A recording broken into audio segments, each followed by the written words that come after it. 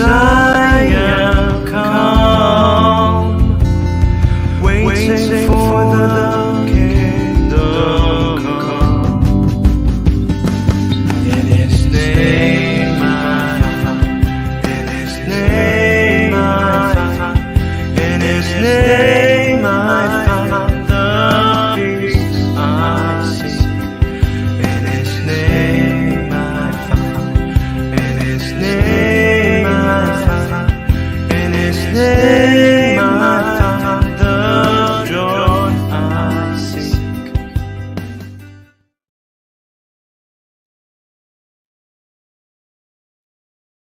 Shalom, selamat malam, selamat bertemu kembali di Zoom Sema Adonai bersama kami, tim dari Sema Adonai. Selamat datang kami ucapkan buat teman-teman yang baru pertama sekali bergabung. Selamat mengikuti acara dari pengajaran firman yang diadakan di Sema Adonai. Tidak lupa kita menyapa teman-teman kita yang ada di Amerika. Selamat pagi dan selamat sore buat teman-teman yang ada di Jerman. Sebelum kita memulai acara kita pada malam hari ini, kita akan berdoa terlebih dahulu. Mari kita satukan hati dan tundukkan kepala. Mari kita berdoa. Puji syukur kami panjatkan kehadiran-Mu ya Bapa atas semua kasih karunia yang telah Engkau berikan kepada kami sepanjang satu hari yang telah kami lalui. Dan pada malam hari ini Tuhan, Engkau masih memberikan kesempatan bagi kami untuk mengikuti pengajaran firman-Mu yang akan dibawakan oleh Bapak Ferry Hermawan. Kiranya Tuhan Engkau mengurapi beliau, biarlah melalui beliau Engkau berkata-kata menyampaikan seluruh maksud isi hati-Mu Tuhan kepada kami. Engkau juga memberkati setiap pelayanan beliau dan juga keluarga beliau. Tuhan Yesus, kami serahkan pengajaran firman-Mu pada malam hari ini. Demikian juga ya Bapa, kami berdoa buat setiap kami yang mendengarkan pengajaran firman-Mu pada malam hari ini. Engkau urapi kami satu persatu, agar kami mampu memahami dan mengerti bahwa apapun yang telah disampaikan oleh Bapak Ferry, mampu kami terapkan dan kami pahami dalam kehidupan kami masing-masing. Terima kasih Tuhan, kiranya Engkau juga memberkati hamba-Mu untuk dapat membawakan acara pengajaran firman ini dari awal pertengahan hingga akhirnya. Kau berkati juga buat kami, tim operator yang bekerja di balik layar dalam menyiarkan Zoom Sema Adonai ini Tuhan di berbagai platform. Kiranya Engkau juga memberkati orang-orang yang mendengarkan melalui live streaming. Kau berkati juga setiap perangkat kami ya Bapa yang kami gunakan agar tidak terhalang pengajaran firman-Mu pada malam hari ini hanya karena sinyal dan juga listrik yang kami gunakan terputus. Terpujilah nama-Mu Tuhan, kami ingin memulainya. Kau hadir di tengah-tengah kami. Di dalam putra-Mu kami berdoa dan mengucap syukur. Haleluya. Amin. Selanjutnya kita akan mendengarkan profil singkat dari Pak Ferry. Kami persilakan boleh. Salam semua, selamat datang kembali di Zoom Sema Adonai, dan pada kesempatan kali ini kita akan berkenalan dengan pembicara kita, yakni Bapak Evangelis Ferry Hermawan, dan berikut adalah profil singkat dari beliau. Nama Evangelis Ferry Hermawan Winoto, AMD, ST, MD, BDH, Teologi. Jenjang pendidikan umum mulai tahun 1997 hingga tahun 2000, Institut Teknologi 10 November, jurusan keahlian teknik elektro ahli media. Pada tahun 2001 hingga tahun 2004, Institut Teknologi 10 November, jurusan sarjana teknik elektro. Jenjang pendidikan Alkitab dari tahun 2019 sampai sekarang di Israel Bible Center, dari mulai tahun 2020 hingga tahun 2022 sebagai evangelis di BPCO, dari mulai tahun 2021 hingga tahun 2023 sebagai Master of Divinity di Ekom STT KDC. Dari tahun 2023 hingga sekarang sebagai doktoral di Day Spring Theological University, jenjang pelayanan. Dari mulai tahun 2008 hingga sekarang sebagai koordinator Global Mission International Area Jawa Timur Indonesia. Dari tahun 2018 hingga sekarang sebagai pembina penggembalaan keluarga muda Gereja Isa Al-Masih Kediri. Dari tahun 2003 hingga sekarang sebagai koordinator Day Spring Theological University Indonesia. Beliau juga telah menerbitkan sebuah buku yang berjudul Mendengar Suara Tanah Perjanjian. Terima kasih Bu Aling untuk memutarkan profil singkatnya Pak Ferry. Selanjutnya kita akan menyapa terlebih dahulu Pak Ferry. Selamat malam Pak. Selamat malam Bu. Sudah waktunya untuk memaparkan materi. Waktu dan tempatnya kami persilakan Pak.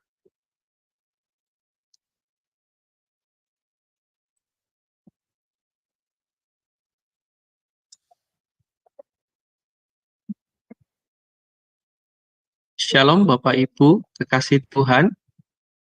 Saya mengucapkan banyak terima kasih diberikan waktu dan kesempatan untuk bertemu dengan Bapak Ibu sekali lagi di dalam wadah, di dalam alat, di dalam ruang ini. Baik Bapak Ibu yang ada di ruang Zoom maupun yang ada dalam ruang YouTube, saya percaya damai sejahtera Tuhan kiranya menyertai hati pikiran kita dan membukakan mata hati kita untuk kita dapat mengenal kebenaran-kebenaran firman lebih lagi, sehingga kita dapat bersekutu dengan Tuhan lebih dalam lagi dan semakin mengenal bertumbuh dalam kebenaran. Pada kesempatan kali ini, saya telah diberikan sesuatu hal dalam hati saya untuk berbagi kepada Bapak Ibu sekalian, dan tampaknya apabila Bapak Ibu membaca judul yang ada di dalam layar Bapak Ibu sekalian, mungkin timbul banyak pertanyaan. Karena mungkin judulnya adalah sesuatu hal yang tidak pantas atau tidak layak dipublish di depan banyak orang. Kesempatan kali ini saya mengangkat sebuah judul, isi perutnya tertumpah keluar. Ya Bapak Ibu, konteks ini benar ada di dalam Alkitab kita. Profesor Eli Sorkin, seorang profesor dari Israel Bible Center, kembali saya angkat sebuah quote-nya yang luar biasa. Dan di dalam quote itu beliau menyampaikan bahwa Alkitab tidak perlu dibaca ulang, tidak perlu ditulis ulang, tetapi perlu dibaca berulang, dan berulang. Karena ketika seseorang itu membaca secara berulang, tentunya ada kebenaran-kebenaran yang lebih dalam. Dan pada kesempatan kali ini, saya akan memberikan sebuah perhatian yang begitu mendalam tentang sebuah berita yang ditulis oleh Lukas. Di dalam narasinya ketika Lukas membuka kisah para rasul, dan di sana ada sebuah berita dan narasi yang dia angkat mengenai bagaimana Yudas telah mengakhiri hidupnya dan bagaimana Yudas dipilih. Mari kita akan membaca Bapak Ibu di dalam Kisah Para Rasul pasal 1 ayat yang ke-18. Di sana dituliskan judulnya adalah Matias dipilih menggantikan Yudas. Yudas ini telah membeli sebidang tanah dengan upah kejahatannya. Lalu ia jatuh tertelungkup dan perutnya terbelah sehingga semua isi perutnya tertumpah keluar. Demikianlah berita yang dapat kita baca yang ditulis oleh Lukas kepada kita semua. di mana Petrus berdiri di depan seluruh murid-murid pada saat itu yang berkumpul di loteng Yerusalem tersebut untuk selalu berkumpul di sana. Dan Petrus mengingatkan bahwa Yudas, salah satu murid daripada Yesus, telah mati karena upah dari kejahatannya. Cara dia meninggal inilah sesuatu yang tragis, di mana perutnya terbelah, sehingga isi perutnya tertumpah keluar. Nah, dikatakan di dalam Kisah Para Rasul pasal yang pertama ayat yang ke-18, ditulis dalam bahasa Yunani, dan di dalam bahasa Yunaninya digunakan kata exequon, yang artinya to pour out atau tercurah. Jadi isi perutnya tercurah keluar, tertumpah dan tercurah. Mungkin ini suatu yang sinonim.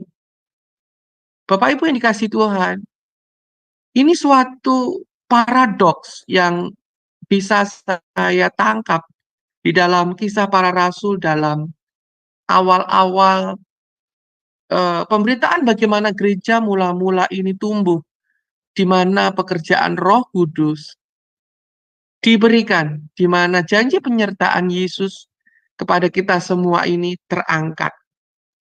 Yudas yang memfokuskan diri kepada masalah-masalah duniawinya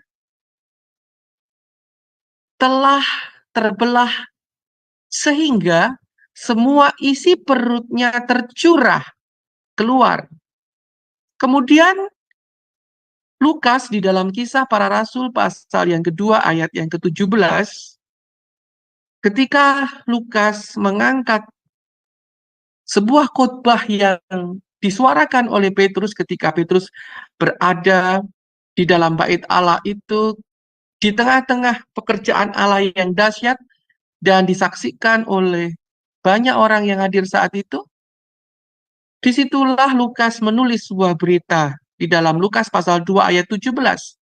Di dalam kutipannya di dalam kitab Yoel, akan terjadi pada hari-hari terakhir, demikianlah firman Allah, bahwa aku akan mencurahkan rohku ke atas semua manusia.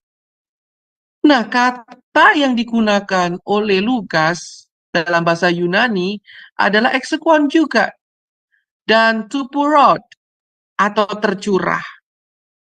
Ini membuatkan sebuah paradoks yang begitu luar biasa antara kisah Yudas yang memfokuskan dirinya terhadap perkara-perkara duniawi sampai seluruh hidupnya terkuras habis, bahkan nyawanya melayang. Berbeda dengan murid-murid Yesus yang lain yang telah memfokuskan diri kepada keselamatan yang ada di dalam Yesus Kristus, yang setia melakukan firman dan petunjuk daripada Yehosua bin Yosef, dari dalam rohnya timbul suatu kepenuhan-kepenuhan, dan dari dalam dirinya mereka memperoleh roh yang hidup, dan dari roh yang hidup tersebut tercurahlah sesuatu kehidupan yang mengalir kepada seluruh bangsa. Nah, ini ada sesuatu hal yang perbandingan antara orang yang A dan orang yang B. Demikianlah pula Alkitab selalu memberikan sebuah kata-kata berkat dan kata-kata kutuk. Di dalam Alkitab selalu ada sebuah pilihan, memilih buah pengetahuan yang buruk atau sebuah kehidupan. Selalu ada dua contoh di dalam Alkitab kita. Nah, kita dapat juga melihat secara lengkap Matius pasal 27 ayat yang pertama sampai dengan yang ke-10. Bagaimana kisah kematian daripada Yudas ini diangkat dan diceritakan. Ketika hari mulai siang, semua imam kepala dan tua-tua bangsa Yahudi berkumpul dan mengambil keputusan untuk membunuh Yesus. Mereka membelenggu dia, lalu membawanya dan menyerahkannya kepada Pilatus, wali negeri itu. Pada waktu Yudas yang menyerahkan dia melihat bahwa Yesus telah dijatuhi hukuman mati, menyesalah ia. Bapak Ibu yang dikasih Tuhan, mari tengok baik-baik di dalam kisah bagaimana Yudas mati yang disampaikan oleh Matius. Dalam Matius 27 ayat 1 sampai 10. Di dalam ayat 3 Matius menyampaikan bahwa Yudas sangat menyesali akan apa yang dia perbuat. Yudas yang begitu buruk, Yudas yang begitu mengkhianati sesuatu yang baik, pengajaran yang baik, seorang yang memberikan contoh yang baik. Ya, ini menunjukkan bahwa sejelek-jeleknya manusia, sesesat-sesatnya manusia, di dalam hatinya selalu ketika mereka menyadari apa yang telah mereka kerjakan, ada penyesalan di sana. Mari kita lihat apa yang dilakukan oleh Yudas ketika Yudas menyesal. Matius melanjutkannya. Lalu ia mengembalikan uang yang 30 perak itu kepada imam-imam kepala dan tua-tua dan berkata, aku telah berdosa karena menyerahkan darah orang yang tak bersalah. Yudas sangat menyadari akan dosanya. Bagi saya melihat bahwa Yudas memiliki hati yang bertobat, Bapak Ibu. Ada suatu hal yang menyesal dalam hatinya, sehingga dia bertobat. Bagi saya itu apa ya? Jangan dikonotasikan bahwa bertobat itu apa ya? Bahwa bertobat itu harus apa ya? Menerima Yesus atau harus kembali kepada Yesus. Kita lihat pertobatan yang bagaimana yang dilakukan oleh Yudas. Yudas ini melakukan sebuah pertobatan. Dia tahu tentang rasa bersalah, tentang kesalahannya. Orang yang tahu bahwa dia bersalah adalah orang yang sadar. Orang yang tahu bahwa dia gila, itu adalah saat dia waras. Saat orang nggak tahu kalau dia itu gila, justru adalah saat orang itu gila. Saat orang menyadari bahwa dia gila, itu saat orang itu waras. Tetapi jawab para imam itu, apa urusan kami dengan itu? Itu urusanmu sendiri. Kita lihat bahwa para imam-imam mencuci tangan. Kita lihat lagi bagaimana Matius menyampaikan kejadian itu. Maka ia pun, si Yudas, melemparkan uang perak itu ke dalam bait suci. Lalu pergi dari situ dan menggantung diri. Nah, inilah yang bagi saya suatu pertobatan yang salah. Yudas menggantung diri. Dia begitu merasa bersalah. Tetapi apakah benar Bapak Ibu lihat apa yang dilakukan Yudas? Mengapa dia menggantung dirinya? Oke, nanti kita akan lihat kenapa dia menggantung dirinya. Imam-imam kepala mengambil uang perak itu dan berkata, tidak diperbolehkan memasukkan uang ini ke dalam peti persembahan, sebab ini uang darah. Sesudah berunding, mereka membeli dengan uang itu tanah yang disebut tanah tukang periuk untuk dijadikan tempat perkuburan orang asing. Itulah sebabnya tanah itu sampai pada hari ini disebut tanah darah, Akaldama. Dengan demikian genaplah firman yang disampaikan oleh Nabi Yeremia. Mereka menerima 30 uang perak, yaitu harga yang ditetapkan untuk seorang menurut penilaian yang berlaku di antara orang Israel. Dan mereka memberikan uang itu untuk tanah tukang periuk seperti yang dipesankan Tuhan kepadaku. Bapak Ibu perhatikan dengan baik ayat yang ke-9 juga. Setiap detail ayat Alkitab itu tidak dengan serta-merta atau tidak dengan tanpa tujuan ditulis. Di sana ada pesan, dan kita patut sangat memperhatikan setiap detail yang ada di sana. Bapak Ibu ini kasih Tuhan, di dalam Kisah Para Rasul pasal yang pertama dikatakan bahwa Yudas membeli sebidang tanah. Sedangkan di Matius dikatakan bahwa para imamlah yang berikhtiar agar hal itu terjadi. Nah, ini disebut penggunaan tidak langsung. Saya percaya bahwa Alkitab ini tidak pernah di dalam dirinya itu bertengkar. Seolah-olah kita melihat bahwa ayat 1 bertolak belakang dengan ayat yang lain. Ini namanya preposisi. Terkadang ayat-ayat itu begitu aneh, sehingga tampaknya hal itu begitu terbentur antara satu dengan yang lain. Tapi sebenarnya enggak. Nah, ini disebut penggunaan tidak langsung. Siapakah yang sebenarnya membeli tanah sebagai tanah darah atau tanah tukang periuk itu? Jadi Yudas secara tidak langsung membeli tanah itu. Dalam konteks ini uang yang dikembalikan Yudas kepada para imam kepala telah digunakan untuk membeli tanah. Sehingga dalam arti tertentu Yudas dianggap sebagai pihak yang membeli tanah tersebut melalui perantara, yaitu para imam-imam yang sedikit bermain intrik dengan kebenaran-kebenaran Taurat yang mereka pahami. Dan marilah kita lihat apa yang dilakukan oleh Yudas. Apakah Yudas menggantung diri itu karena keputusasaannya dia? Karena penyesalan yang dalam? Mari kita lihat apa yang sedang dia lakukan, Bapak Ibu yang dikasihi Tuhan.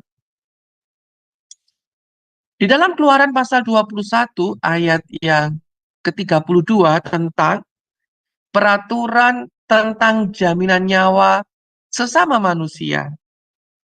Di dalam Keluaran 21 tersebut dikatakan demikian dalam ayat yang 32. Tetapi jika lembu itu menanduk seorang budak laki-laki atau perempuan, maka pemiliknya harus membayar 30 shikal perak kepada tuan budak itu, dan lembu itu harus dilempari mati dengan batu.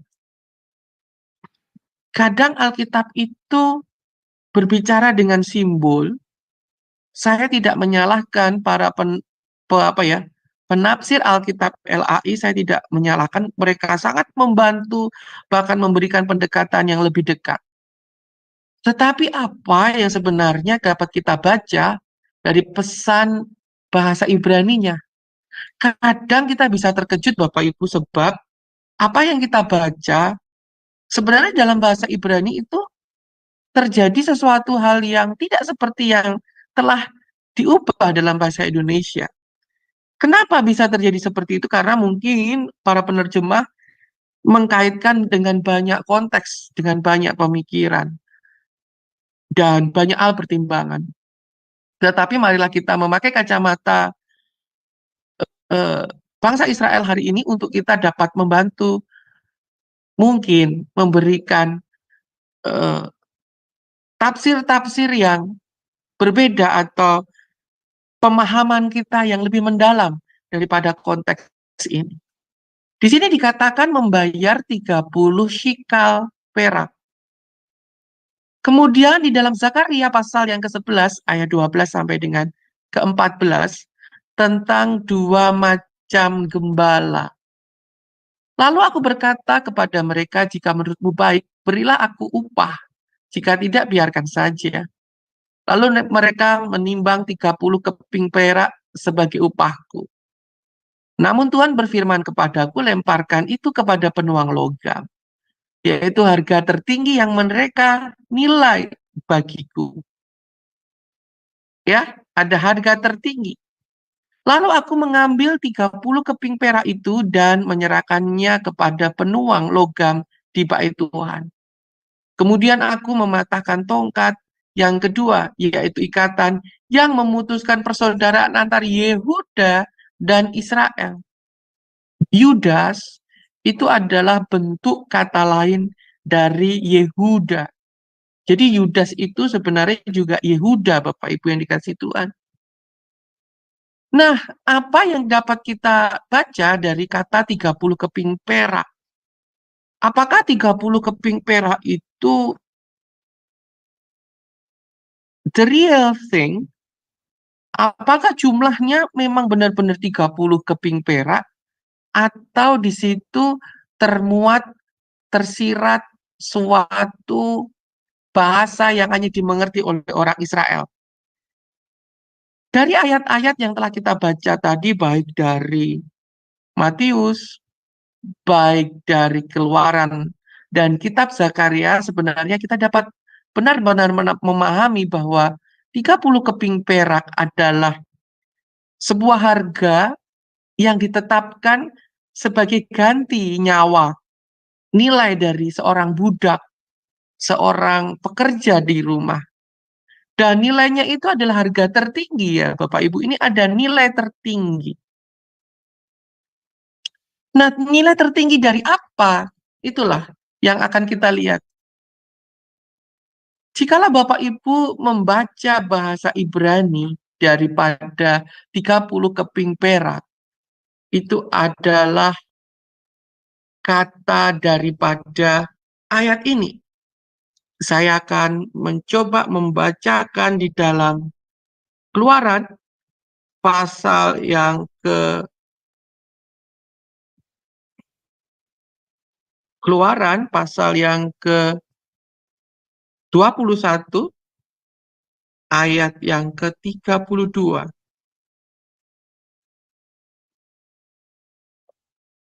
Keluaran 21 ayat yang ke-32, di situ dikatakan membayar 30 shikal silver shikal. Nah, ini adalah kesep. Kesep itu adalah silver atau talenta. Talenta, silver, diterjemahkan dari kata perak.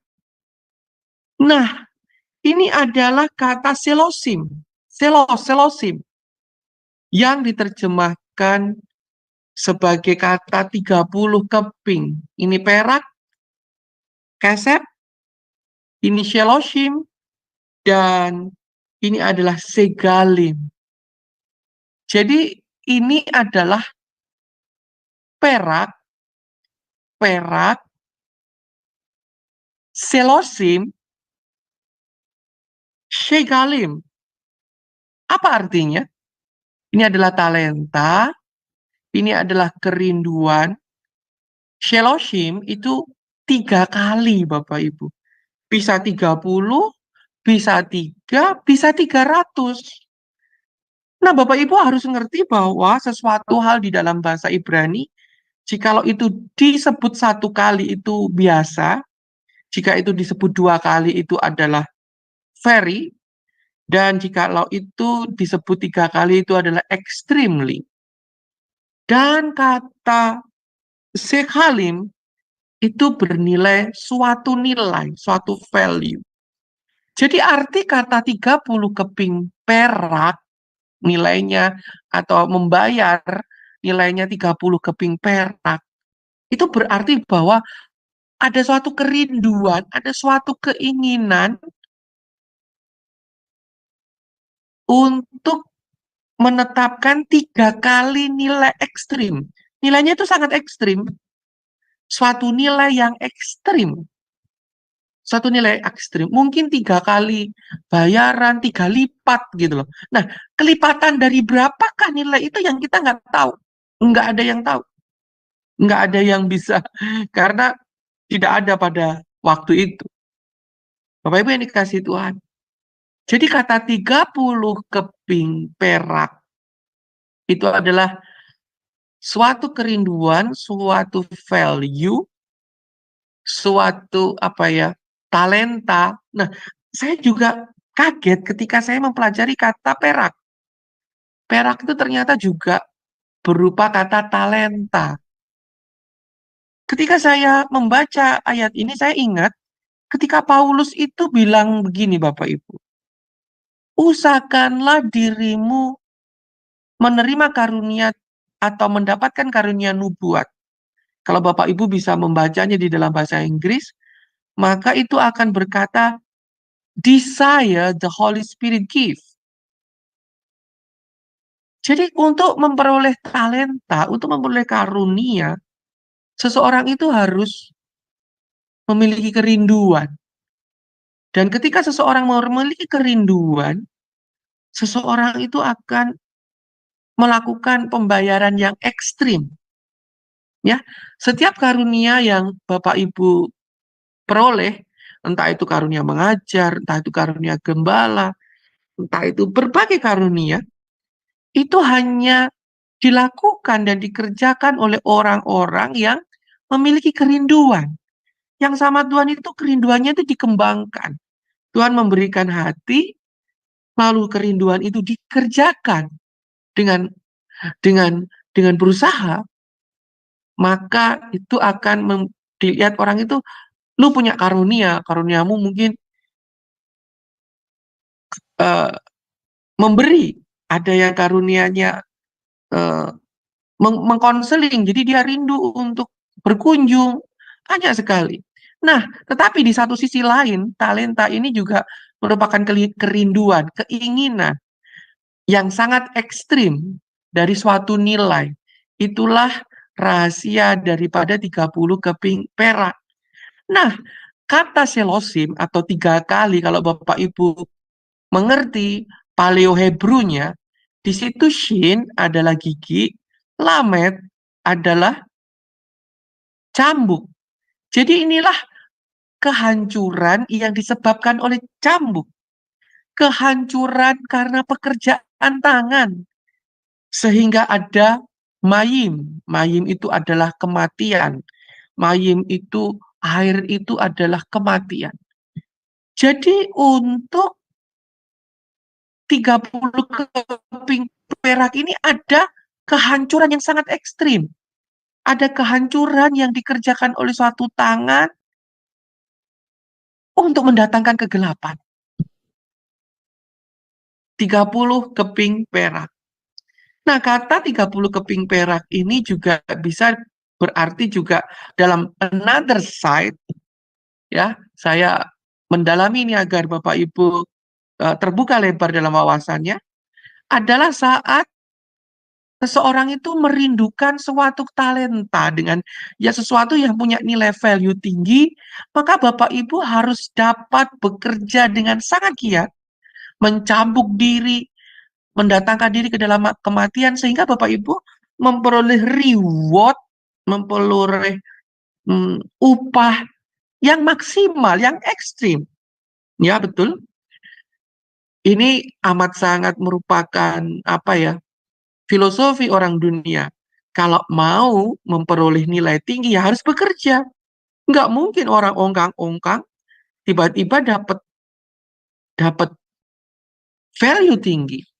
Tidak mungkin orang tidak mungkin Bapak Gembala yang hanya ongkang-ongkang pergi kemana-mana, sibuk plesir, sibuk tanpa memperhatikan dengan ekstrim domba-domba yang telah dipercayakan kepada hamba Tuhan tersebut. Nggak akan mungkin ada suatu value dari gereja yang dia gembalakan itu akan timbul. Jadi Bapak Ibu, 30 keping perak ini sebuah kode bahwa nilainya bukan 30, jumlahnya bukan 30 keping, tetapi suatu value yang ekstrim. Suatu value yang berlipat 3.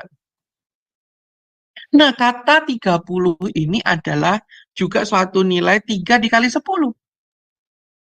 Dalam bahasa Ibrani, angka memiliki nilai numerik sekaligus simbolis yang mendalam, yang sering digunakan dalam teks-teks agama dan literatur Yahudi. Makna filosofi semitik dari angka 30 dalam bahasa Ibrani adalah shelosim, dan memang bisa memiliki makna lebih dari sekedar nilai numerik murni, dan bisa dilihat sebagai kelipatan dari 3. Beberapa ahli Alkitab mungkin melihat angka 30 dalam konteks pengkhianatan Yudas sebagai simbol dari tindakan yang lebih besar atau lebih parah daripada yang tampak di permukaan. Tafsir dari beberapa ahli mungkin menunjukkan bahwa jumlah ini melambangkan tingkat keseriusan yang sangat parah daripada pengkhianatan Yudas. Jadi yang dimaksudkan bahwa Yudas ini dalam pengkhianatan kepada Yesus itu sangat-sangat serius. Dengan menggunakan simbolisme angka untuk menunjukkan bahwa tindakannya tidak dapat atau tidak hanya merupakan transaksi ekonomi saja, tetapi juga tindakan yang secara simbolis lengkap dan menyeluruh tentang pengkhianatannya dia, tentang suatu tindakan yang sangat-sangat mendatangkan kehancuran. Dan hal ini dapat Bapak Ibu lihat di dalam buku The Symbolic Significance of Number in the Bible yang diterbitkan tahun 2010 pada halaman 123. Penulisnya adalah Stephen A. Jones. Juga buku yang kedua sebagai literatur kita adalah yang ditulis oleh Marcos Reni tentang The Prophetic and Mystic Symbolism of Number in the Bible, ya, dari dalam halaman 89 yang dipublikasikan pada tahun 2015. Mari kita kembali, ada sebuah undang-undang atau peraturan atau yang disebut mitzvot, hukum di dalam Taurat, di dalam Ulangan 19 ayat yang ke-21 hal saksi, bahwa di sana tertulis nyawa ganti nyawa, mata ganti mata, gigi ganti gigi, tangan ganti tangan, kaki ganti kaki. Disitulah Yudas yang insaf. Kenapa dia mendatangkan, kenapa dia begitu, kenapa dia begitu insaf akan dosa yang telah dia perbuat. Sehingga dia juga melakukan sebuah hukum ini, yaitu hukum yang ada di dalam hukum Taurat. Dia merasa nyawanya adalah suatu nyawa yang bervalue sama karena Yesus telah diberikan value yang begitu tinggi bagi dia, yaitu nilai ekstrim, yaitu yang tersirat, tertuang dalam 30 keping perak itu suatu value yang sangat ekstrim yang ditetapkan sebagai ganti Yudas memberikan Yesus. Kemudian dia mengembalikannya, dan beliau dan Yudas ini merasa sangat menyesal, sehingga dia pun harus mengganti nyawa Yesus dengan nyawanya. Ini sesuatu hal yang bodoh, Bapak Ibu yang dikasihi Tuhan. Oleh sebab itu, kita dapat ingat, ini menunjukkan bahwa menyusuri jalan penebusan tanpa sorotan cahaya Kristus mengarah kepada kegelapan. Saya teringat ketika Raja Daud berkata bahwa roh manusia itu pelita bagi tubuh. Ya. Kadang roh kita ini sadar kalau kita telah melakukan banyak dosa. Tetapi ketika kita sadar dan kita berusaha menebus dosa itu dengan usaha manusia, itu akan mengarah kepada kegelapan dan kematian yang abadi. Kita lihat bahwa hal ini juga terjadi pada minggu kemarin. Saya juga menerangkan bagaimana Adam ketika dia sadar dalam Kejadian pasal 3 ayat yang ke-8, ketika Tuhan berjalan-jalan pada taman itu, ketika Tuhan memanggil Adam, Adam keluar dengan menutupi dirinya dengan cawat daun, dan Adam bersembunyi di balik pohon-pohon yang ada di dalam Taman Eden. Adam berusaha, dia sadar gitu loh, bahwa dia bersalah. Dia sadar. Dalam kata-kata pada hari sejuk, yang sesungguhnya bukan pada hari sejuk, tetapi Yom Teruah, Yom Ruah, pada sisi kerohaniannya dia. Jadi setiap manusia itu mempunyai sisi rohani. Secara rohnya, secara hatinya dia sadar kalau jalannya ini jalan yang salah dan dia harus kembali. Dan ketika kembali melakukan bersembunyi di balik hukum Taurat, bersembunyi di balik usaha manusia untuk membenarkan diri, untuk menebus kesalahan. Berbeda dengan Petrus, yang walaupun dia telah melakukan kesalahan yang 3 kali, sama Petrus dan Yudas, pada saat perjamuan kudus, kedua orang ini juga dikuasai roh jahat. Ketika Yesus mencelupkan sesuatu yang pahit, matsah itu ke dalam pada tahapan matsah, di mana roti matsah itu yang pahit itu, dan dia kemudian berbicara kepada murid-muridnya, kepada siapa aku memberikan ini, dialah yang akan menyerahkan tubuh. Dan begitu roti itu dimakan oleh Yudas, Yudas pun dikuasai oleh roh jahat. Sama ketika Petrus, dalam angan-angannya juga dikuasai oleh roh jahat. Tetapi Petrus bertobat. Dan di dalam usaha pertobatannya, Petrus itu mencari Yesus. Sebab Yesus bilang, ketika aku sudah bangkit, aku akan mendahului engkau ke Galilea. Itulah sebabnya kenapa Petrus pergi ke Galilea menjala ikan. Bukan karena Petrus putus asa, Bapak Ibu, sehingga dia pergi ke Danau Galilea. Tapi sebenarnya, di dalam penyesalan itu menunjukkan bahwa Petrus sedang mencari Yesus. Sedangkan Yudas tidak mencari Yesus. Yudas tidak tahu siapa Yesus. Yudas tertutup matanya akan jalan cahaya Kristus yang dapat menebus dosa. Sehingga Yudas tetap harus menebus dosa dengan usahanya sendiri. Dan dia telah gantung diri. Nah, mana yang benar ini? Dia gantung diri atau perutnya terbelah sehingga terburai? Jadi Bapak Ibu, ketika Yudas menggantung diri dan beberapa hari kemudian tentunya busuk, maka tubuhnya ini terbelah. Dan ketika tubuhnya terbelah, jatuhlah separuh karena proses pembusukan dari tubuh manusia itu diawali dari dalam perut. Karena proses pembusukannya ada di sini dulu, maka ini terbelah dan seluruh isinya tercurah keluar. Mati gantung diri dalam pandangan rabbinik.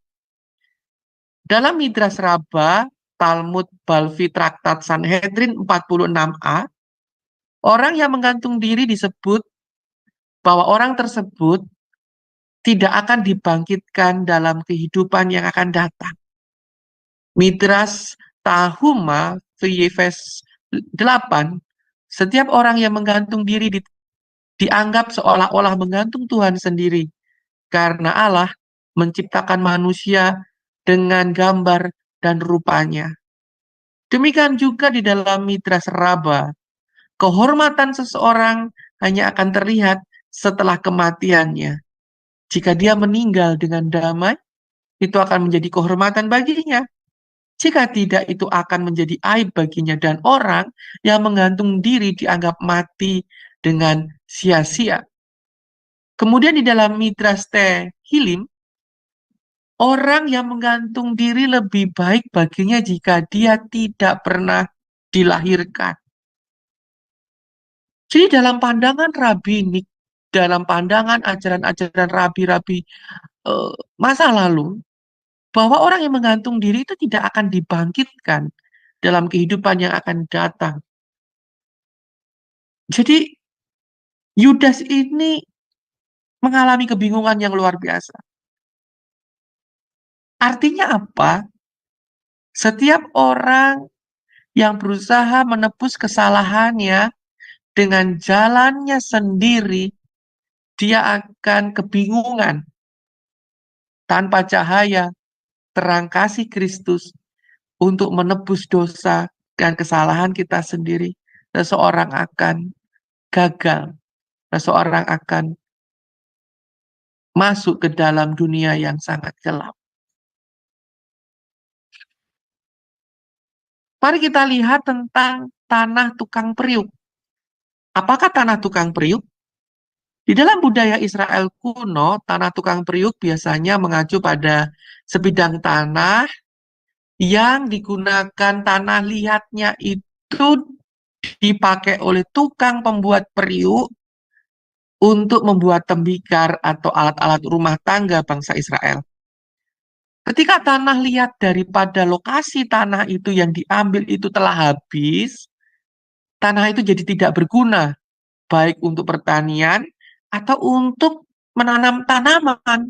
Tanah itu sudah nggak bisa dipakai karena bukit itu telah atau ruangan itu telah dikeruk, tanahnya diambil tanahnya dan lama-lama membentuk gua atau membentuk cerukan-cerukan. Dan biasanya cerukan-cerukan yang tidak produktif itu seringkali dipakai untuk pemakaman bagi mereka yang tidak memiliki pemakaman keluarga. Karena memang di dalam tradisi bangsa Israel, dalam memakamkan orang meninggal itu untuk kondisi ekonomi yang strata menengah ke atas, mereka sudah bisa membuat gua, membuat membayar orang untuk bikin gua untuk dirinya, untuk keluarganya, untuk makam keluarganya gitu. Tapi untuk orang yang miskin, yang ekonomi menengah ke bawah, ya mereka menggunakan tempat-tempat seperti ini atau mereka itu memakai kuburan yang ditimbun tanah dan tapi nanti itu bisa dibuka lagi untuk diambil. Nah, tanah darah istilahnya ini muncul dalam perjanjian baru, yaitu bahasa Aramiknya adalah Hakel Dama, tempat membayar darah. Karena tanah ini dibeli dengan uang yang diterima dari Yudas. Bapak Ibu yang dikasih Tuhan, ketika seseorang gantung diri, itu seseorang itu sudah najis, seseorang itu sudah tidak layak. Karena uang ini menyebabkan nilai kematian value daripada seseorang, maka tanah itu jadi najis, Bapak Ibu. Kalau Bapak Ibu lihat istiadatnya orang Israel, mereka itu kalau melalui makam, pergi ke daerah kuburan, mereka itu melewati daerah yang najis. Sehingga ketika mereka pulang, mereka harus membasuh dirinya untuk menyucikan diri. Ini adalah kebudayaan Israel kuno yang terakusisi begitu dengan kebudayaan orang lain. Kemudian tempat kematian tragis yang disebut tanah darah. Menurut tradisi ini adalah tempat di mana Yudas menggantung diri setelah menyesal atas pengkhianatannya, sehingga tanah tersebut secara simbolis diwarnai oleh darah Yudas. Dan tempat penguburan orang asing. Tanah ini kemudian digunakan sebagai tempat penguburan bagi orang asing yang menambah aspek ritual dan sosial pada makna istilah tanah darah tersebut. Bapak Ibu yang dikasihi Tuhan, apa yang dapat kita lihat di dalam pesan dari tanah tukang periuk? Tanah yang sudah tidak berfungsi, tanah yang sudah tidak punya value, bahkan tercurah darahnya di situ. Jadi orang yang tidak bisa menemukan cahaya kebenaran ilahi, cahaya di dalam Yesus Kristus sebagai Tuhan dan Juru Selamatnya, mereka benar-benar akan memasuki tempat yang sangat-sangat tidak berharga, tempat yang membuat kematian, tempat yang sangat tragis. Nah, mari kita mempelajari simbolisme perut dalam tradisi Semitik. Perut seringkali melambangkan pusat emosi dan kehidupan batin seseorang. Kata Ibrani untuk perut adalah meah. Juga bisa merujuk pada kasih sayang atau rahim. Jadi perut adalah tempat di mana makanan diolah, perut juga tempat di mana bayi itu muncul, kehidupan itu muncul.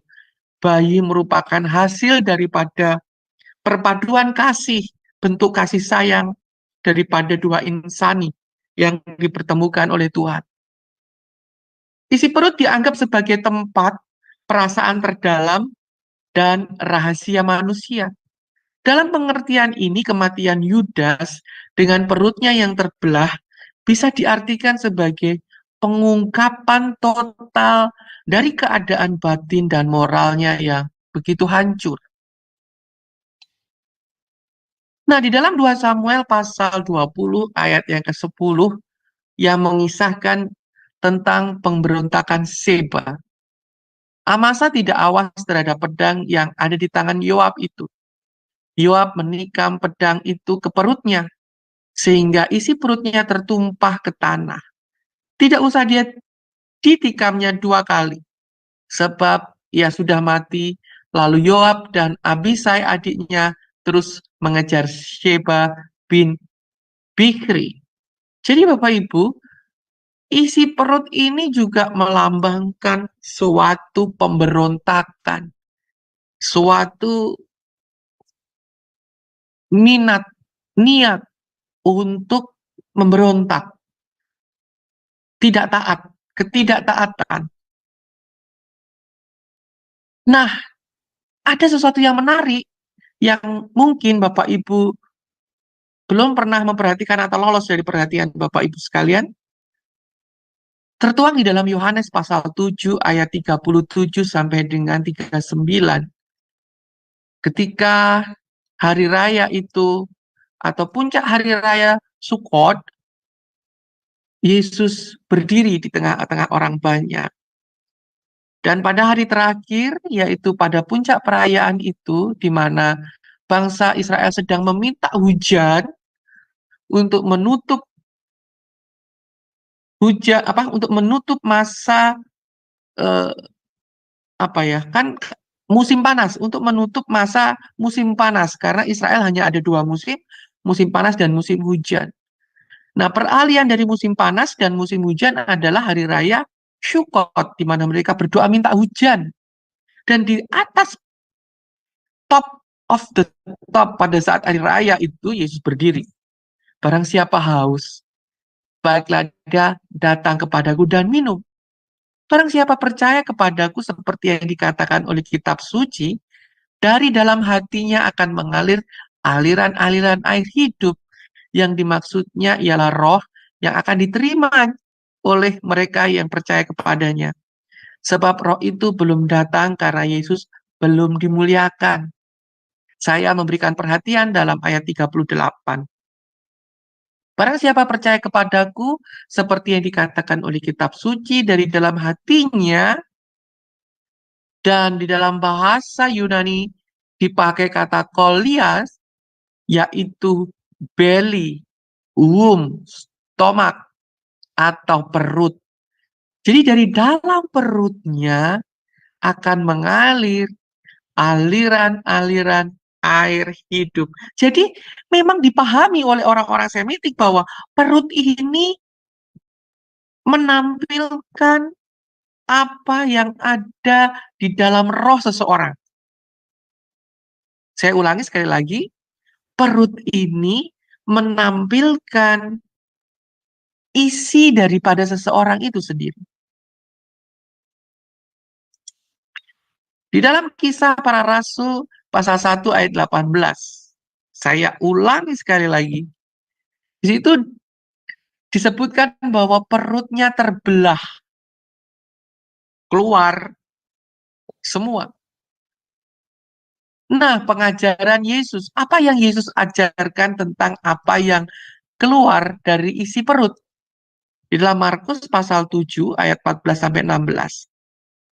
Lalu Yesus memanggil lagi orang banyak dan berkata kepada mereka, "Kamu semua dengarlah kepadaku dan camkanlah. Apapun dari luar yang masuk ke dalam seseorang tidak dapat menajiskannya. Tetapi apa yang keluar dari seseorang, itulah yang menajiskannya." Kemudian dikatakan, barang siapa bertelinga untuk mendengar, hendaklah ia mendengar. Jadi ini sebuah pengertian yang sangat-sangat dalam. Kesempatan kali ini pun saya percaya Bapak Ibu yang mengerti adalah Bapak Ibu yang diberi pengertian oleh Tuhan. Disingkapkan makna-makna yang lebih dalam. Oleh sebab itu barang siapa bertelinga untuk mendengar, hendaklah ia mendengar. Kemudian Yesus melanjutkan di dalam Markus pasal 7 ayat 17 sampai 23, ketika orang banyak pergi, kemudian murid-muridnya bertanya. Sesudah ia masuk ke sebuah rumah untuk menyingkir dari orang banyak, murid-muridnya bertanya kepadanya tentang arti perumpamaan itu. Maka jawabnya, apakah kamu juga tidak dapat memahaminya? Tidak tahukah kamu bahwa segala sesuatu dari luar yang masuk ke dalam seseorang tidak dapat menajiskannya? Karena bukan masuk ke dalam hati, tetapi ke dalam perutnya. Lalu, ini sebuah perumpamaan ya. Sesuatu yang sangat tipis. Yesus menggunakan side to side. Lalu dibuang di jamban. Dengan demikian ia menyatakan semua makanan halal, katanya lagi, apa yang keluar dari seseorang, itulah yang menajiskannya. Sebab dari hati orang, timbul segala pikiran jahat, percabulan, pencurian, pembunuhan, perzinahan, keserakahan, kejahatan, kelicikan, hawa nafsu, iri hati, hujat, kesombongan, kebebalan. Semua hal-hal jahat ini timbul dari dalam dan menajiskan orang. Jadi apa yang keluar dari dalam perutmu itu dapat mengindikasikan tentang roh Anda. Apakah roh Anda penuh dengan Roh Kudus? Apakah roh Anda penuh dengan damai sejahtera? Apakah roh Anda penuh dengan peace? Ataukah roh Anda sedang longing? Ataukah di sana ada sesuatu hal yang menyebabkan bau nggak enak, bau busuk? Karena dari dalam perut keluar bau busuk yang harus dibuang di jamban. Di dalam Lukas 15 ayat 16 sampai dengan 17 tentang perumpamaan anak yang hilang, dikatakan di sana, lalu ia ingin mengisi perutnya dengan ampas yang menjadi makanan babi itu. Jadi dia ini di dalam kebodohannya ini berbicara makanan spiritual, makanan hati, bukan makanan yang harafiah, Bapak Ibu. Lalu ia menyadari betapa banyaknya orang upahanku yang di rumah bapakku yang berlimpah-limpah makanannya. Berarti dia menyadari bahwa di rumah bapaknya itu ada makanan yang melimpah. Disitulah anak yang hilang ini menyadari. Jadi anak yang hilang, orang yang melakukan kesalahan, orang yang hilang dari hadapan Allah, orang yang hilang seperti Adam, dia hilang dari hadapan Allah. Dipanggil-panggil nggak ketemu, nggak ada. Tapi ya memang sebenarnya Tuhan tahu. Tapi kan hilang dari mata Allah, sehingga Allah harus mencari. Dipanggil, Adam, Adam kamu ini di mana?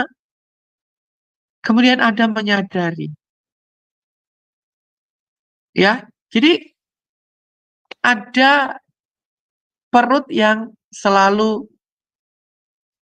ingin sesuatu. Ada di dalam hati Anda, dalam hati Bapak Ibu yang longing, selalu ingin akan Bapa, makanan yang Bapa sediakan. Anak yang hilang kembali ke tempat yang benar. Tapi Yudas tidak. Yudas berusaha memenuhi perutnya yang kosong dengan makanan babi. Di dalam Roma 16 ayat yang ke-18, sebab orang-orang demikian tidak melayani Kristus, Tuhan kita, tetapi melayani perut mereka sendiri. Jadi ada orang-orang yang memang melayani perut mereka sendiri.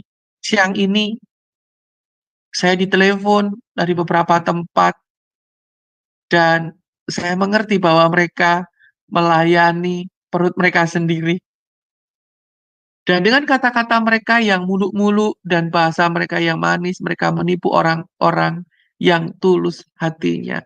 Jadi di sini ada orang yang melayani perut mereka sendiri. Ya, melayani perut mereka sendiri.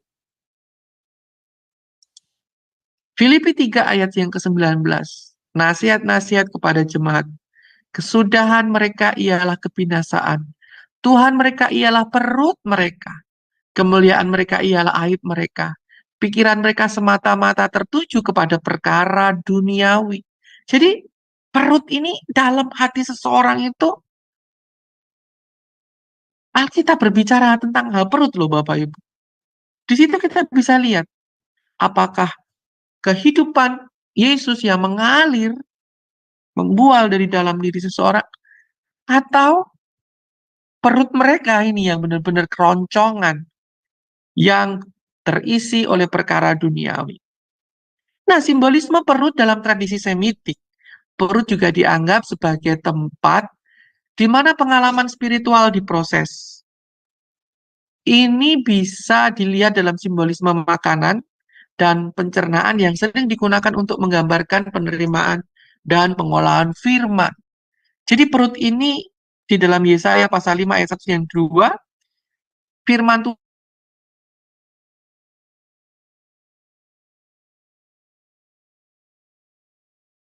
Tuhan, makanan yang Bapa sediakan, itu dianggap sesuatu hal yang harus diproses di dalam perut. Ini sesuatu yang luar biasa loh Bapak Ibu. Ada makna-makna dan simbolis yang sangat-sangat kuat di sini. Hubungan simbolis antara perut dan baptisan. Sebagaimana perut mengolah makanan yang masuk ke dalam tubuh dan mengubahnya menjadi energi, baptisan mengolah dan mengubah kondisi spiritual seseorang. Ini mencerminkan proses internal di mana firman Tuhan yang dapat diibaratkan sebagai makanan spiritual diterima dan diubah menjadi tindakan dan kehidupan yang baru. Ada beberapa footnote yang Bapak Ibu bisa baca di situ sebagai bahan bahwa saya ngomong, nggak cuma ngomong, tapi ada buku-buku literatur-literatur yang mendukung. Bapak Ibu dikasih Tuhan, itu artinya bahwa firman Tuhan itu mampu membersihkan, mampu membaptis, mampu menyucikan seseorang.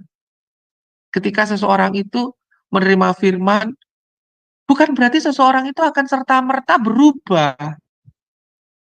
Tidak serta-merta berubah. Di dalam Kolose 3, ketika perikop tentang mengenakan manusia baru, Kolose 3 ayat 5 sampai dengan ayat yang ke-11, bagaimana seseorang menanggalkan manusia lamanya adalah dengan mematikan pada ayat yang ke-5 dan ayat yang ke-8 membuang. Kemudian mengenakan pada ayat yang ke-10 mengenakan manusia baru, yaitu dengan cara belajar firman Tuhan yang membuat seseorang itu serupa dan segambar dengan Sang Pencipta, yaitu Kristus Yesus. Kolose pasal 3 ayat 5 sampai dengan yang ke-11. Jadi seseorang itu, firman itu dapat menyucikan. Di dalam Roma 12, firman itu dapat mengubah akal budi. Simbolisme perut. Ketika kita menerima firman, tidak serta-merta kita dapat berubah menjadi manusia baru.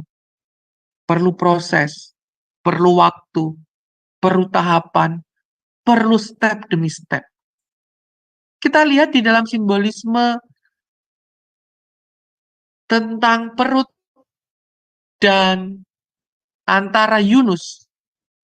Simbolisme yang, pesan yang kuat yang dibawa Yunus tentang perut dan baptisan.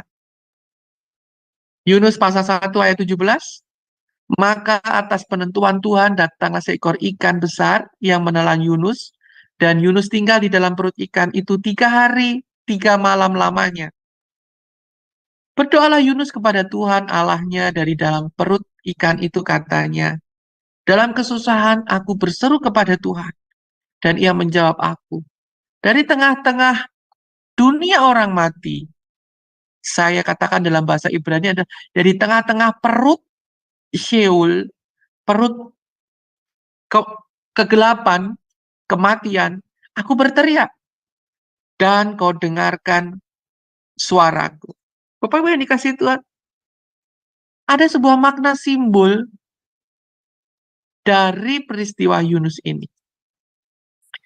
Kalau Bapak Ibu membaca sebuah buku tentang The Treasure of Darkness, yang mungkin karena internet kurang bagus sehingga gambarnya harus tampil tidak sempurna. Di dalam buku The Treasure of the Darkness, karangan saya lupa ini karangannya siapa karena gambarnya juga buram. Dalam budaya Timur Dekat kuno. Jadi ini buku yang memuat bagaimana filosofi-filosofi yang terjadi pada masa Mesopotamia, Babilonia. Karena bangsa Israel telah dibuang ke negeri itu dan tentulah menyatu dengan kebudayaan setempat. Jadi kebudayaan sekitar itu sangat mempengaruhi orang-orang Israel, baik kebudayaan Mesir maupun kebudayaan Mesopotamia. Dan apa yang dimengerti oleh orang Mesopotamia adalah ikan sebagai lambang kekuatan, kesuburan, kelimpahan, dan keberuntungan. Karena orang Mesopotamia, orang Babel itu tinggal di tepi sungai Efrat dan sungai Tigris. Mata pencarian mereka adalah ikan, dan air itu juga mengairi, mereka punya ladang. Tapi ikan dipandang sebagai mempunyai hubungan erat dengan kehidupan dan simbol daripada kelahiran kembali. Dalam beberapa tradisi Mesopotamia, ikan itu dikaitkan dengan dewa-dewa air yang melindungi manusia. Ikan juga dapat dihubungkan dengan ritual keagamaan, pertanda-tanda alam, atau bahkan kisah-kisah mitologis. Lambang membawa pesan ilahi. Ikan ini dapat membawa pesan ilahi karena dia adalah pelindung manusia, dewa air. Ikan juga memiliki pola tertentu yang aneh. Apabila akan terjadi gempa bumi atau bencana alam, maka ikan-ikan itu dapat muncul ke darat dan memperingatkan manusia bahwa akan ada bencana besar, bencana banjir atau bencana gempa bumi. Ada ikan ini bisa melihat atau merasakan apa yang akan terjadi di alam semesta ini. Dan juga burung-burung.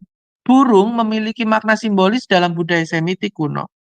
Secara umum, burung dianggap sebagai perantara antara dunia manusia dan dunia spiritual.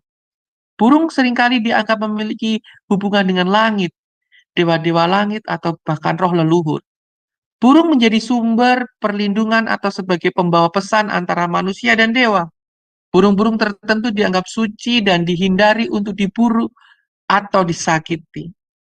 Kalau di dalam budaya Indonesia mungkin ada yang menganggap bahwa kalau terjadi suara burung hantu di malam hari, mungkin ada seseorang yang akan meninggal, atau akan ada wabah bencana alam, atau akan ada burung-burung itu bisa membaca kondisi alam bagi kepercayaan orang Mesopotamia. Jadi bagi orang Mesopotamia Semitik, lambang pembawa pesan ilahi adalah ikan dan burung. Ketika saya mempelajari bahasa Ibrani dari kata Yunus, Yunus adalah Yonah, Yonah. Dan Yonah itu adalah merpati. Ini lambang baptisan dan lahir baru, Bapak Ibu.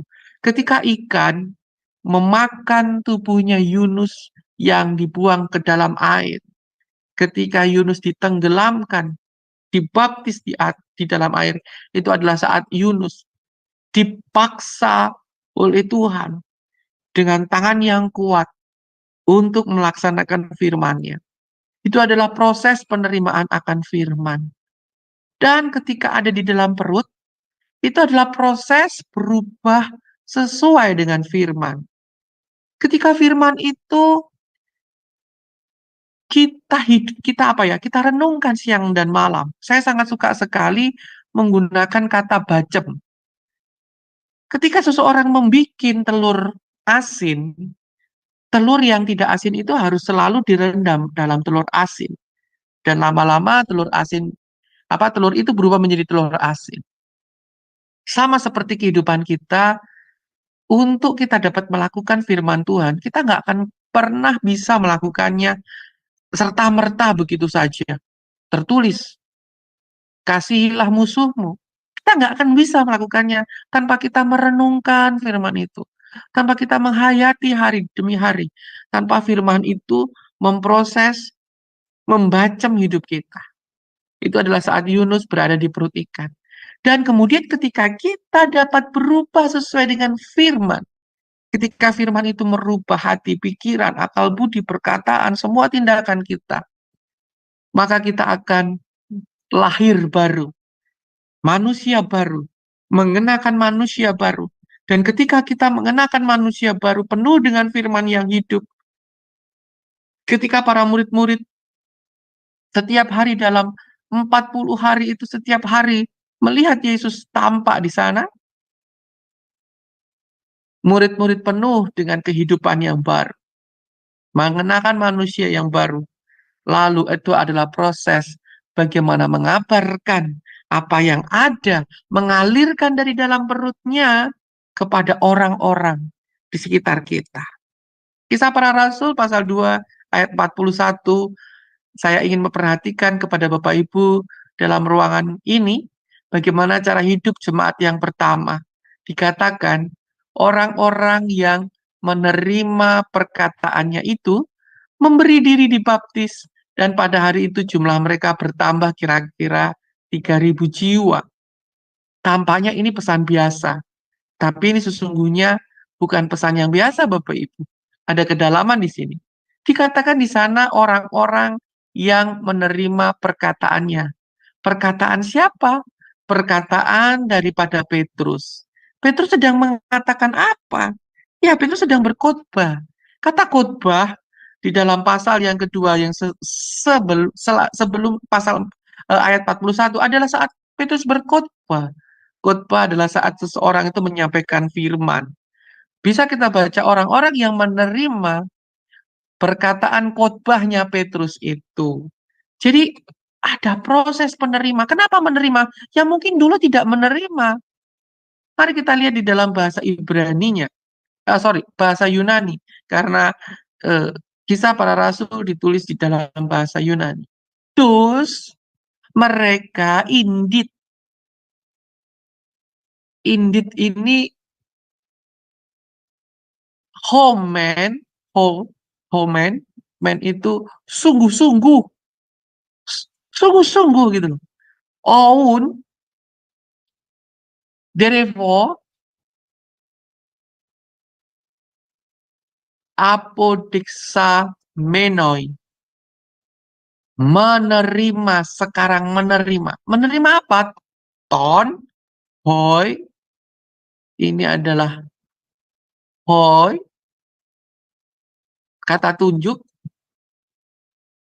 logos, logos autos. Logos itu adalah firman. Firman dari siapa? Firman yang dikatakan oleh Petrus. Firman itu siapa? Firman itu adalah Yesus. Jadi di sini Petrus telah mengabarkan Yesus. Sehingga orang-orang menerima. Ya, Yesus, firman, ya Allah. Jadi kata-kata yang disampaikan oleh Petrus itu hidup. Kata-kata yang dilemparkan oleh Petrus itu hidup. Jikalau Bapak Ibu menyampaikan suatu firman dan firman itu hidup, firman itu keluar dengan kehidupan yang luar biasa, firman itu akan dapat mengubah orang-orang. Dan mereka yang sungguh-sungguh sekarang menerima, mereka diberikan memberi diri untuk dibaptis. Kenapa ada kata sungguh-sungguh? Karena memang dulu nggak sungguh-sungguh gitu. Mereka dulu meragukan, Mesias masa sih harus mati? Mesias, benarkah Mesias hidup? Mesias, benarkah dia Mesias? Mereka tidak sungguh-sungguh menerima. Mereka tidak sungguh-sungguh memahami. Dan dengan proses yang telah ada, dan dengan Petrus dapat membuktikan dan menunjukkan bahwa firman itu hidup. Yohanes pasal 7 ayat 38. Barang siapa percaya kepadaku seperti yang dikatakan oleh kitab suci, dari dalam hatinya, dari dalam perutnya akan mengalir aliran-aliran air hidup. Sementara Yudas, karena dia berusaha seorang diri untuk membenarkan diri, manusia berusaha memenuhi kelaparan dalam hatinya, kelaparan dalam perutnya, seseorang berusaha sendiri. Dan ternyata dalam usahanya sendiri, seseorang terjerembab di dalam kegelapan yang tidak akan dapat bisa dia keluar dari sana. Tetapi barang siapa yang percaya kepada Yesus, Yesus dapat membangkitkan Anda di dalam kematian. Dari tempat air itu Bapak Ibu dapat dibangkitkan dalam baptisan itu. Sehingga dari dalam hatimu akan mengalir firman yang hidup, mengalir kata-kata yang hidup, mengalir hati yang hidup untuk orang-orang di sekitar kita. Kisah Para Rasul pasal 2 ayat 42. Di situ dikatakan maka mereka bertekun dalam pengajaran rasul-rasul. Kenapa? Pada saat itu memang banyak sekali ajaran-ajaran yang lain. Tetapi kenapa harus ajaran-ajaran rasul-rasul? Betul Bapak Ibu. Karena hanya rasul-rasul yang dapat menunjukkan dan membuktikan Yesus benar-benar penyelamat. Yesus benar-benar sumber kehidupan. Ketika Yudas tidak menemukan ajaran yang melihat bahwa Yesus adalah penggenapan dari apa yang dia percaya, justru dia akan mati. Justru dia telah mati di dalam apa yang dia percaya itu, yaitu Taurat. Dan segala sesuatu yang dia harapkan. Di mana Mesias yang diharapkan adalah Mesias yang memenuhi harapan-harapan manusia, memenuhi harapan-harapan perut, dan yang dilayani oleh Yudas adalah kebutuhan perut manusia. Tetapi rasul-rasul yang mereka layani, yang mereka tunjukkan adalah mereka mengosongkan diri mereka, mematikan diri mereka, tenggelam dalam kematian, untuk dapat melihat bahwa semuanya itu sudah digenapi di dalam Yehosua bin Yosef yang telah mati dan bangkit dengan tubuh yang baru, dengan kemuliaan yang baru. Dan inilah yang dapat Bapak Ibu peroleh pengertian dalam isi perut yang tertumpah. Apakah isi perut Bapak Ibu sekarang? Kalau isi perut Bapak Ibu adalah Roh Kudus, firman Tuhan yang hidup, Firman Tuhan yang hidup yang ada di dalam diri Bapak Ibu, ketika firman itu ada dalam diri Bapak Ibu, maka roh itu juga akan ada, sebab roh itu hanya tinggal di atas firman. Dan itu akan mengalir kepada orang-orang di sekitar kita. Tetapi kalau isi perut Bapak Ibu adalah isi perut Bapak Ibu sendiri, maka lebih baik Bapak Ibu mengeluarkannya di jamban, bukan di sembarang tempat. Tuhan Yesus memberkati. Saya serahkan kepada petugas. Terima kasih. Terima kasih Pak Peri atas pemaparan dari materi isi perutnya tertumpah keluar. Waduh, ada banyak hal-hal yang baru, mengerti apa arti dari isi perut itu. Sungguh banyak dan bagi saya pribadi merupakan hal yang baru. Sangat bersangkut paut dengan firman Tuhan. Selanjutnya buat teman-teman, kali ini kita akan membuka sesi tanya jawabnya nanti setelah siaran live streaming di YouTube kita end-kan. Jadi buat teman-teman yang ingin bertanya kepada Pak Peri dan juga berdiskusi, nanti setelah acara ini selesai untuk end streaming, acara di Zoom-nya tidak selesai, kita akan tetap berdiskusi bersama Pak Peri. Namun live streamingnya di-end-kan terlebih dahulu, kasih kami 1 menit untuk meng-end-kannya, nanti mic-nya kami buka. Sebelum ini kita akhiri, kita dengarkan dulu acara Sema Adonai ke depannya. Kami persilakan Bu Ali. Iya, baik, terima kasih Bu Christine. Baik Bapak Ibu, saya akan membacakan acara Sema Adonai ke depannya ya. Baik, dimulai minggu besok 26 Mei 2024 di jam 19.00 waktu Indonesia Barat. Di Sema Adonai akan ada ibadah online ya Bapak Ibu. Dan untuk tema ibadah kita kali ini adalah Silau oleh Harta. Dan yang menjadi narasumbernya adalah Pak Evangelis Jamino Widi Sulistija. Dan yang menjadi liturgisnya adalah Ibu Dewi dari Jerman. Selanjutnya, ini adalah di hari Senin 27 Mei 2024 di jam 21.10 waktu Indonesia Barat.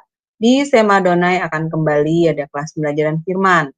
Dan kali ini kita belajar temanya adalah tetaplah fokus. Diambil dari Nats Yosua 8 ayat 30 sampai dengan 35. Dan yang menjadi narasumbernya seperti biasa Pak Pendeta Dr. Setio Nugroho MTH dan moderatornya adalah Ibu Aling, saya sendiri.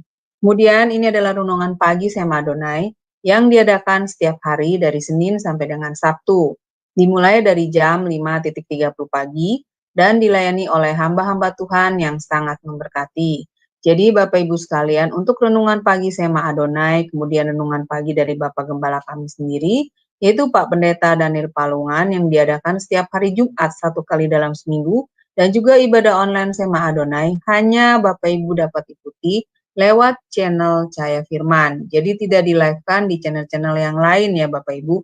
Oleh karena itu, bagi Bapak Ibu yang belum mensubscribe channel baru kami, channel Cahaya Firman, tolong subscribe channel YouTube baru kami Bapak Ibu, sehingga Bapak Ibu bisa mengikuti keseluruhan acara Sema Adonai, terutama yang tidak di-live-kan di channel-channel lain. Dan juga tolong bantu share ya Bapak Ibu kepada yang lain, sehingga semakin banyak orang yang juga bisa mengikuti keseluruhan acara-acara Sema Adonai lewat channel Cahaya Firman. Dengan begitu Bapak Ibu telah membantu channel Cahaya Firman untuk menjadi lebih berkembang dan menjadi berkat lagi bagi banyak orang. Terima kasih Bapak Ibu atas perhatiannya. Tuhan berkati. Saya kembalikan kepada moderator Ibu Christine. Terima kasih buat Bu Aling. Buat teman-teman, kami harapkan tetap stay di Zoom. Selanjutnya kita akan membuka ruang diskusi, namun kami tidak menyiarkan secara live streaming, karena permintaan dari Pak Ferry mungkin nanti akan berakibat ke live-nya. Jadi nanti kita buka ruang diskusinya setelah ini di-end-kan. Untuk mengakhiri acara ini, Pak Ferry, kami beri kesempatan untuk memberikan satu closing statement-nya, Pak. kemudian ditutup, akhiri dengan blessing-nya. Terima kasih. Bapak Ibu yang dikasihi Tuhan, sukacita saya boleh bertemu dengan Bapak Ibu dan melayani selama beberapa waktu ini. Dan beberapa waktu ke depan, mungkin ada kelas yang lain yang akan memperlengkapi Bapak Ibu untuk Bapak Ibu semakin mengerti akan firman Tuhan. Dan kesempatan ini saya digerakkan Tuhan untuk memperlengkapi Bapak Ibu bahwa apa yang keluar dari diri Bapak Ibu adalah menunjukkan apa yang ada di dalam diri Bapak Ibu. Jikalau di dalam Bapak Ibu ada firman yang hidup, maka roh itu akan ada di sana dan memberikan kehidupan yang mengalir, air yang tiada hentinya. Tetapi apabila firman itu tidak ada, maka yang keluar dari Bapak Ibu adalah sisi kemanusiaan saja. Walaupun itu merupakan usaha yang baik, Yudas melakukannya dengan hal yang baik juga. Dia ingin menebus, dia mengembalikan uang itu. Bahkan dia memberi nyawanya sebagai ganti nyawa. Tetapi dia tetap berada di dalam kegelapan dan tidak dapat pergi dari sana. Bapa yang di surga, terima kasih untuk kesempatan ini. Kiranya Engkau selalu menuntun kami. Kiranya kami tinggal di dalam firman-Mu dan firman-Mu tinggal di dalam kami. Sehingga Roh Kudus-Mu ada dalam hidup kami yang mengalirkan kehidupan bagi kami semua. Berkati Bapak Ibu yang ada di ruang Zoom dan yang ada di dalam YouTube. Kiranya mereka paham bahwa apa yang keluar dari dalam hati mereka adalah keluar daripada roh mereka yang terdalam dan akan mewujudkan, mencerminkan apa yang sesungguhnya mereka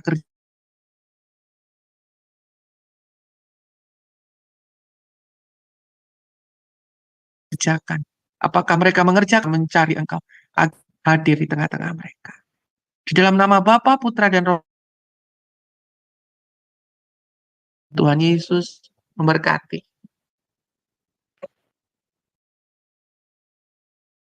Terima kasih Pak Ferry untuk pemaparan firman-Nya pada malam hari ini. Teman-teman, terima kasih untuk hadir di Zoom Sema Adonai. Besok akan dilanjutkan dengan ibadah online. Kami harapkan untuk kehadirannya. Terima kasih juga buat semua yang telah mendengarkan pengajaran firman pada malam hari ini melalui channel YouTube ya, di platform manapun. Tuhan Yesus memberkati, sampai ketemu lagi. Shalom, shalom, shalom.